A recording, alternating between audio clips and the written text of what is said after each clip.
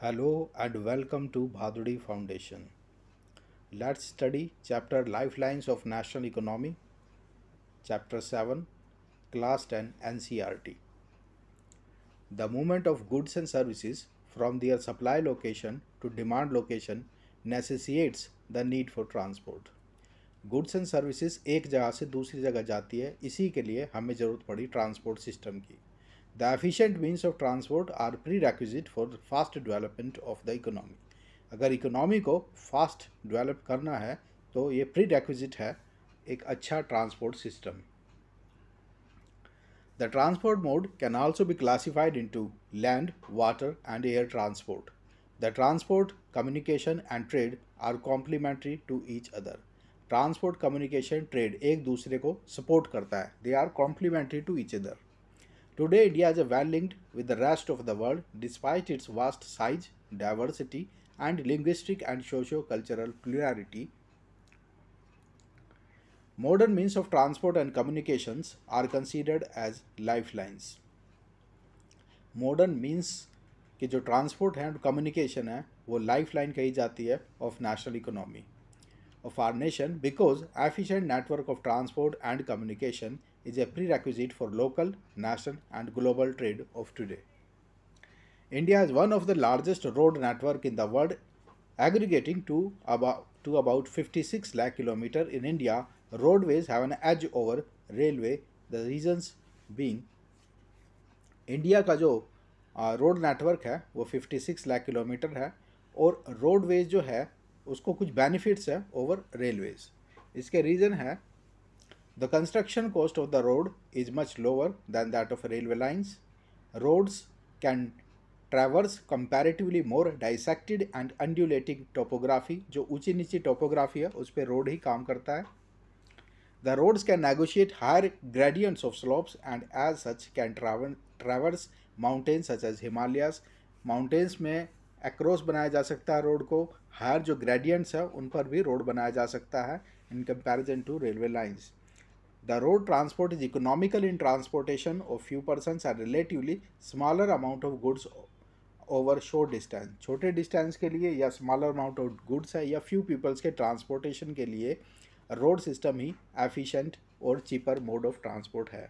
It also provide door to door services. Roads act as a feeder to other modes of transport such as they provide a link between railway stations, air and seaports. सबसे important है कि road एक feeder mode of transport provide करता है जो कि door to door service provide करता है. In India roads are classified in the following 6 classes. India में रोड्स को 6 पार्ट्स में क्लासीफाई किया गया है. Golden quadrilateral super highway maintained by national highway authority of India. Golden quadrilateral super highway जो है उसको NHAI national highway authority of India maintain करती है. National highway maintained by the central public works department CPWD maintain करती है national highway को. State highway state public works department करता है PWD. और district road maintained by Zila Parishad. Other roads like rural road such as PM Gramin सड़क योजना. Border roads organisation maintain करती है बॉर्डर के रोड्स को. These roads received special impetus under the Pradhan Mantri Gramin Sadak Yojana. Under this scheme, special provisions are made so that every village in the country is linked to a major town in the country by an all-season motorable road. The roads may be metalled and unmetalled. Road की 2 category होती है, एक metalled road और unmetalled road जिसको कच्चा road भी बोलते हैं. Metal roads may be made of cement, concrete or even bitumen of coal. Therefore, these are all weather roads. Unmetalled roads go out of use in the rainy season में वो use में नहीं रह पाता. Railways are the principal mode of transportation for freight and passengers in India. Railway in India bind the economic life of the country as well as accelerate the development of the industry and agriculture. The Indian Railways is the largest public sector undertaking in the country. The first train steamed off from Mumbai to Thane in 1853, covering a distance of 34 km. The Indian Railway is now recognized into 16 zones. The distribution pattern of the railway network in the country has been largely influenced by physiographic, economic and administrative factors. The Himalayan mountain regions too are unfavorable for the construction of railway. Mountain regions जो होते हैं वो railway line के construction के लिए unfavorable हैं. Due to high relief, sparse population and lack of economic opportunities, the railway have become more important in our national economy and all other means of transport put together.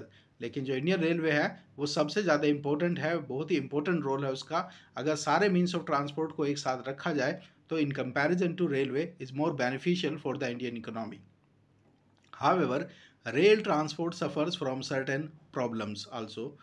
Many passengers travel without tickets. Thefts and damaging of railway property has not yet stopped completely. People stop the train, pulls the chain unnecessary.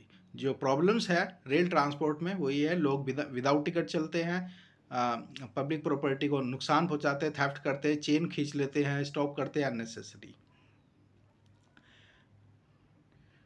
To continue this lecture, subscribe our YouTube channel and download our app bhadurifoundation.com. There you will get all lectures and PDF at one place. Thank you.